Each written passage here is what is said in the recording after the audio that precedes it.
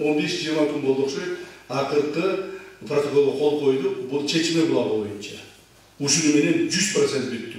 Чечме булагы 840 метр жери бүтүлөт болчу. Чечме булагынын аягына чыгарып чечти. Түнкү саат 11-12-1ге чейин тарап, чечип, кол коюп турган түнкү саат 2-де мен Ташкенттен учуп кеттим. Так, эмне деген чечим кабыл алдык? Биринчи, Чечме булагы Кыргыз Республикасынын пайдасына калтырылып жазылды. Жана бул жазуулар өкмөттүк делегациялар бирдешкен отурумунда бекитилди. Турганда Чечме булагы Кыргызстанда калды. Кочагыбыз ушул Чечме булагын Кыргызстанда калтырабыз деп, Кыргызстандын границасына картасына жазабыз деп, не деген гана кыйынчылык тартып көрбөдүк.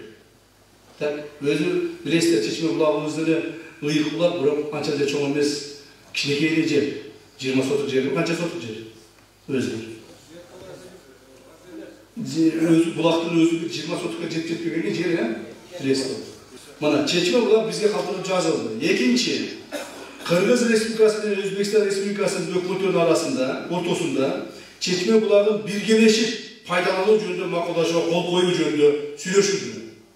Эми урматтуу туугандар, мына булар деле көрдүңүздөр, эмени кемпирабадты өздөрүнө алганы менен толук бойдон биргелешип колдонуп атабыз.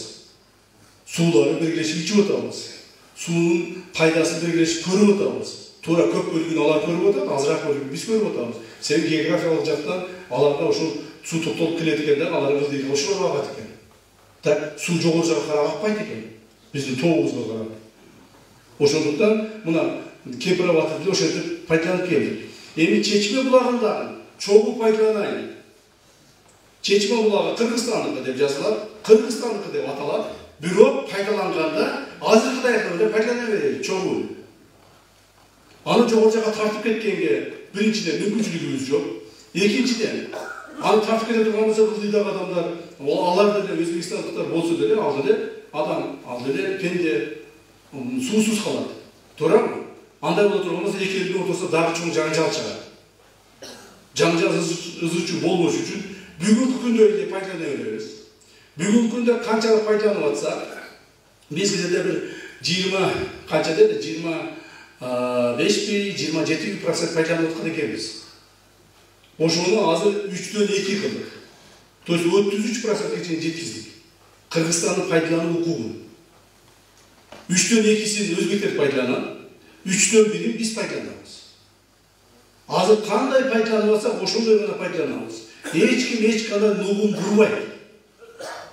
Эч ким кандай искусственный алжыгы нугун буруп, же башка жака ташып, же сууну буруп кете албайт. Мына ушундай келишимге кол коюп. Мындан сырткары Кыргыз тарап Чечме булагынын айланасына инженерлик техникалык тосмолорду орнотпойт. Жана өзбек жарандарын булакка келүүсүн камсыз кылат деген милдеттерин алат. Мына бул Кемпирабадта зеркальный отражение дегенде, Кемпирабадта кандай болсо Чечме булакта ошондой болот. Чечме булак ал жерде бир 100 метр жер экен. Так, Кемпирабад мына тегереги канча километр? 70 километр. 70.000 метр жерде өзбектер айтты, каалаган кирип колдоно бергиле деди. Сууну деди. Каалагандай колдоно бергиле, каалагандай пайдалана бергиле деп бизге уруксат берди. Анан биз эми 100 метр жерге өзбектерге де бизде уруксат беришибиз керек.